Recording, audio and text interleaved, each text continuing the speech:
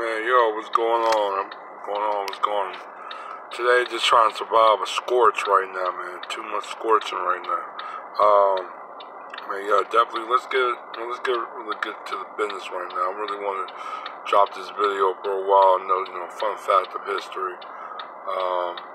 Really want to talk about the Cotton Club. A lot of people call it legendary. It was based out of Harlem, New York. I think it opened up in around the 1920s. It shut its door around 1940, but it actually moved from Harlem to upstate Manhattan, the theater district. But it wasn't in Harlem. But it was actually founded by the original name of the Cotton Club wasn't even the Cotton Club. It was actually called Club Deluxe. It was like a supper diner club, like a socialite dining club. And it was actually opened by then the world heavyweight boxing champ Jack Johnson. Everybody know he went to prison on accusation of rape of a white woman and stuff like that. Now he was commuted by Donald Trump recently. Even though it was like damn near, maybe like almost close to like 50 years, 70 years after his death or something like that. But he actually found the club. Well, it was another guy. The dude was basically a gangster in New York. He was like a white man. His name was Oni Madden. And he actually bought the club. Now, when he bought the club, he let Jack Johnson manage the club, but he basically changed the name, and he also used the club for his basic criminal activities. Like at the time, this during the 1920s with Prohibition.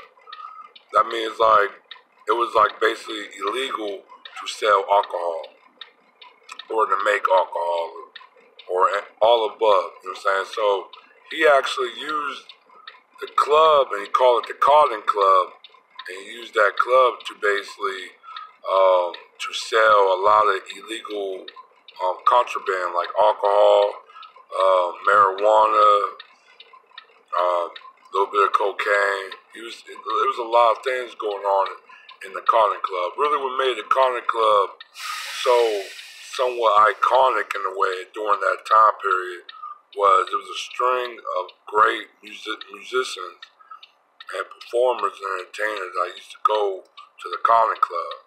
Like you had Duke Ellington, you had Cab Calloway, you had Dorothy Dandridge, Lena Horne, you had the Rat Pack, I think, performed there one time. You had many different types of musicians, entertainers, Josephine Baker, many other groups and entertainers, Louis Armstrong. You had a lot of iconic black entertainers and musicians and stuff that actually performed there. And that's really was the gravitation of it. But the thing that was really, really crazy was, Harlem was a black area, it was a black neighborhood. And the Cotton Club was basically a white only club. If you were black, you couldn't get in or get served or whatever. You know what I'm saying? The only way black people was allowed to really come in if they were performing or something like that. You know what I'm saying? Or maybe like somewhat of a celebrity. But there were a lot of movie stars that went to the Cotton Club. A lot of Hollywood, a lot of Broadway stars. That also went there just to hang out as well. But it was a white only. And the reason why was because of Oni Madden, who took the club, he took the ownership, and he basically segregate or Jim Crow the club.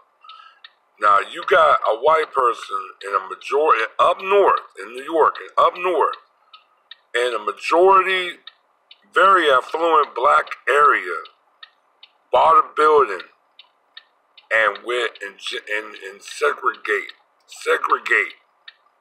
the establishment to a white only space.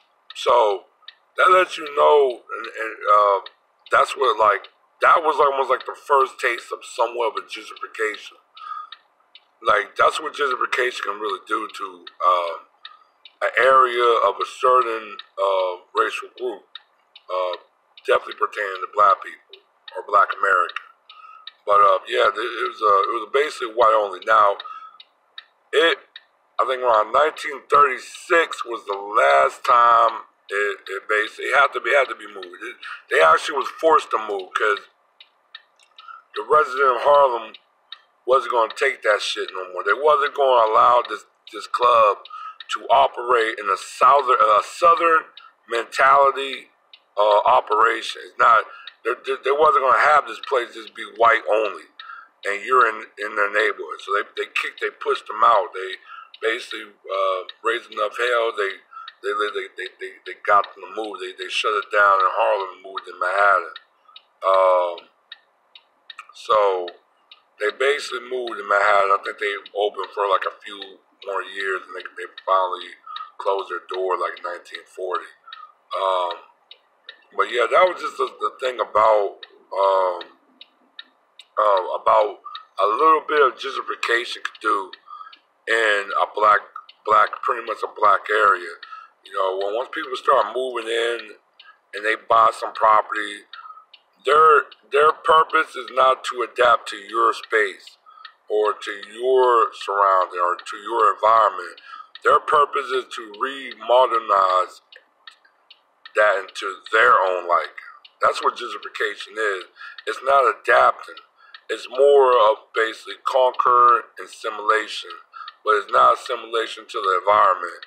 It's a restructuring of simulation adaptation, but it's more of assimilation into their environment.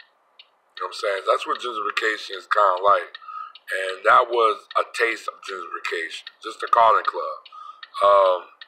You know, I didn't really know like Jack Johnson owned, kind of like was the one who really founded the actual club that was led to become the calling club. And I think the reason why I think it was also kind of disrespectful because you named it calling club, you have nothing but black entertainers that perform there, but you kept the white only. You only serve whites only.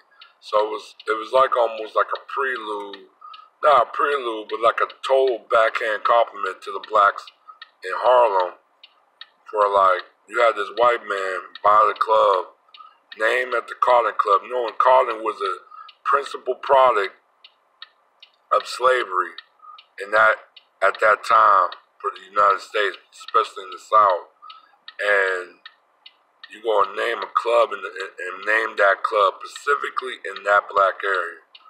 So that was definitely a lot of disrespect, a lot of racism, a lot of disrespect in there. But yeah, that's really conclude my fun fact of history. I'm definitely going to drop a little bit later. I'm going to drop another video. I definitely want to crank in a little bit more of these videos for everybody. All right, one.